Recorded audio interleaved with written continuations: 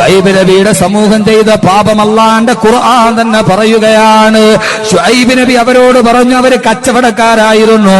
വഔഫുൽ കൈല വലാ തബ്ഖസുന്നാസ അശിയാഹും, നിങ്ങൾ അളവിലും തൂക്കത്തിലും കൃത്രിമം കാണിക്കരുത്, കച്ചവടത്തിൽ വഞ്ചന കാണിക്കരുത്, അള്ളാഹു നിങ്ങളെ പരീക്ഷിക്കുമെന്ന് പറഞ്ഞപ്പോ കച്ചവടത്തിൽ വഞ്ചന കാണിച്ചതിന്റെ പേരിൽ, അളവും തൂക്കത്തിലും കൃത്രിമം കാണിച്ചതിന്റെ പേര് അള്ളാഹു സുബ്ഹാനഹു വ തആല കൽമഴ കൊണ്ട് അവരെ നശിപ്പിച്ച് കളഞ്ഞെങ്കിൽ എന്റെ സഹോദരങ്ങളെ, നമ്മുടെ എവിടെയൊക്കെയാണ് കല്ലിന്റെ മഴ പെയ്യേണ്ടത്?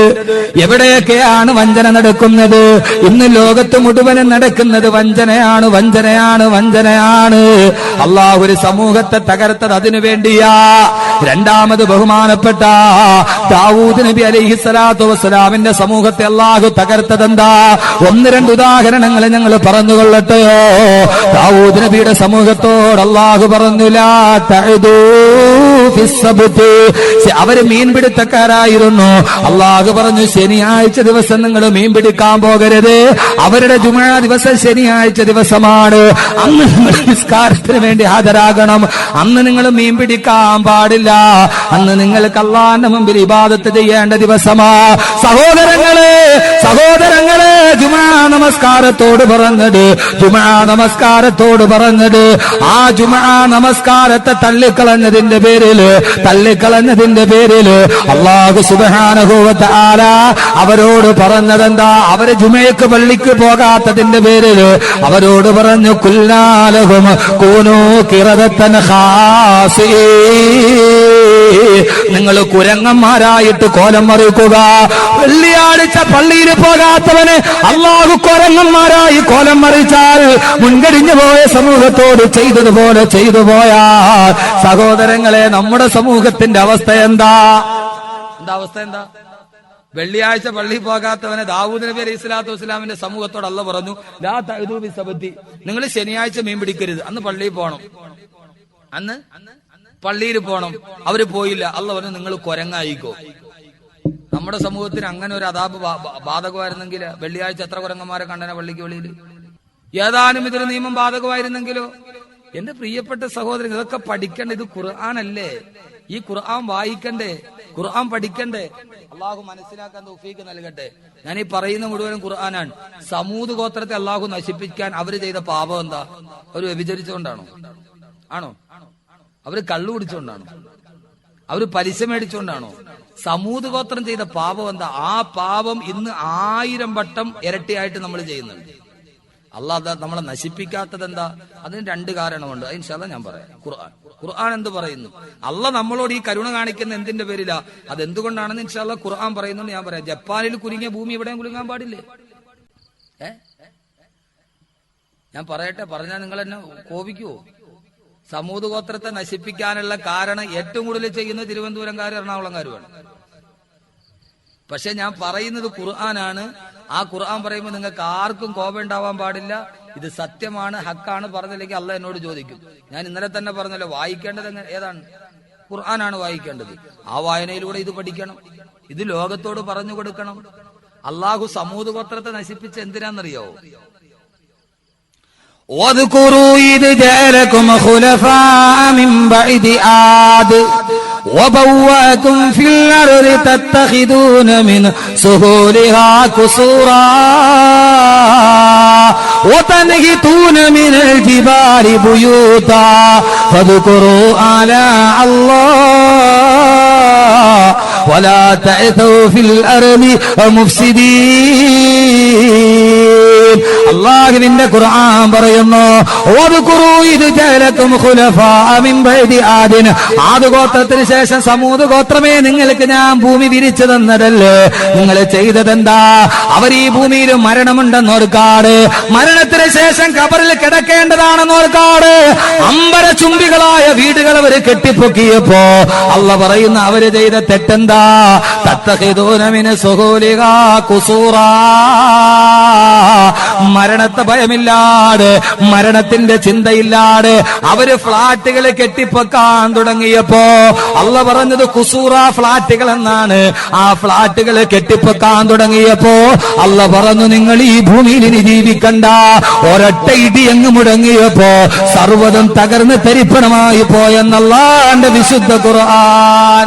മരണത്തെക്കുറിച്ച് ചിന്തയില്ലാതെ ദുനിയാവിൽ ആർഭാടത്തോട് അടിച്ചു പൊളിച്ച് ജീവിക്കാൻ തീരുമാനിച്ചപ്പോ അള്ളാഹ് പറഞ്ഞു, ഇനി നിങ്ങൾ ഈ ഭൂമിയിൽ ജീവിക്കേണ്ട. തത്തഖിദൂന മിൻ സുഹൂലിഹാ ഖുസൂറാ.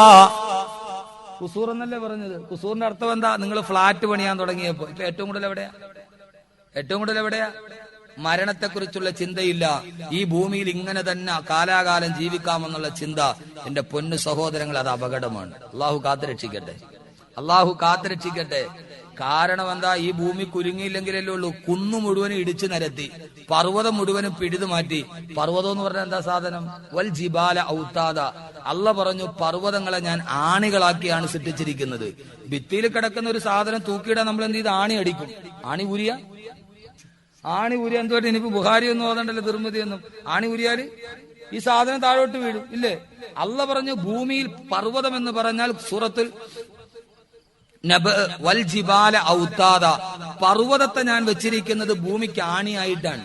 നമുക്ക് എല്ലാവർക്കും അറിയാം, ഒരു സാധനം വെള്ളത്തിന്റെ മുകളിൽ കിടക്കുന്ന ഒരു സാധനം ആടും. എപ്പോഴും വെള്ളം ആടുമ്പോ സാധനം ആടും മുകളിൽ കിടക്കുന്നു. ഈ ഭൂമി വെള്ളത്തിന്റെ മുകളിലാണ് കിടക്കുന്നത്. സയൻസ് പഠിക്കുന്ന ഏത് കുട്ടികൾക്കും അറിയാം, ഭൂമി വെള്ളത്തിന്റെ മുകളിലാണ് കിടക്കുന്നത്. വെള്ളത്തിന്റെ മുകളിൽ നിൽക്കുന്ന ഒരു സാധനം ആടിക്കൊണ്ടേയിരിക്കും. അതൊരു പൊതു നിയമമോ. അപ്പൊ ഈ ഭൂമി വെള്ളത്തിന്റെ മുകളിലാണ് കിടക്കുന്നത്. വെള്ളത്തിന്റെ മുകളിൽ കിടക്കുന്ന ഭൂമിയെ ഉറപ്പിച്ചു നിർത്താനാണ് ഞാൻ പർവ്വതം കൊണ്ട് ആണിയടിച്ചത്. ഭൂമിയുടെ മുകളിലേക്ക് പർവ്വതം എത്രയുണ്ടോ അത്രയും തന്നെ ഭൂമിയുടെ താഴേക്കുമുണ്ട്. ഹിമാലയ പർവ്വതം 4488 മീറ്ററാണ് ഹിമാലയ പർവ്വതം. അത് എത്രയും മുകളിലുണ്ടോ അത്രയും തന്നെ താഴോട്ടുണ്ടാവും. അതുകൊണ്ട് ഭൂമിയെ ബാലൻസ് ചെയ്യുന്ന പർവ്വതമാണ്. ആ പർവ്വതത്തെ മുഴുവനും നിങ്ങൾ ഇടിച്ചു നിരത്തിയിട്ട് നിങ്ങൾ വലിയ ഫ്ലാറ്റ് പണിതാ, പിന്നെ ഈ ഭൂമി ആടൂലേ? ഈ ഭൂമി കുലുങ്ങൂലേ? അള്ളാഹ് പറഞ്ഞു, ഫദ്കുറു ആലാ അല്ലാഹ്, അള്ളാഹുവിന്റെ അനുഗ്രഹത്തെ നിങ്ങൾ വിസ്മരിക്കാൻ പാടില്ല. അപ്പോ സഹോദരങ്ങളെ, ഈ ഭൂമിയിൽ പ്രകൃതി ദുരന്തം ഉണ്ടാകാനുള്ള കാരണം വ്യഭിചാരം, മദ്യപാനം, ഈ സമൂഹം ചെയ്ത തെറ്റുകൾ, അശ്ലീലതകൾ. അള്ളാഹു നമ്മളെ കാത്തുരക്ഷിക്കട്ടെ. ഇനി മൂന്നാമതൊരു കാരണമുണ്ട്. അപ്പൊ എന്തുകൊണ്ട് നമ്മളെ അള്ളാഹു പരീക്ഷിക്കുന്നില്ല? അത് ഞാൻ പറഞ്ഞുതരാം. ഇതിന് മൂന്നാമതൊരു കാരണമുണ്ട്. ആ കാരണം എന്തെന്ന് തിരിച്ചറിയുമ്പോഴാണ് നമ്മൾ ഇന്നലെ പറഞ്ഞ വിഷയം നമുക്ക് മനസ്സിലാകുന്നത്. പബ്ലിക് ലൈബ്രറി എന്തിനിങ്ങനെ ഒരു സമൂഹം നന്മ പ്രചരിപ്പിക്കാനുണ്ടാകുന്നു? അള്ളാഹുവിന്റെ പ്രവാചകൻ നബി മുഹമ്മദ് മുസ്തഫ. അപ്പോഴേ നിങ്ങൾക്ക് ഇതിന്റെ ആവശ്യകത മനസ്സിലാവൂ.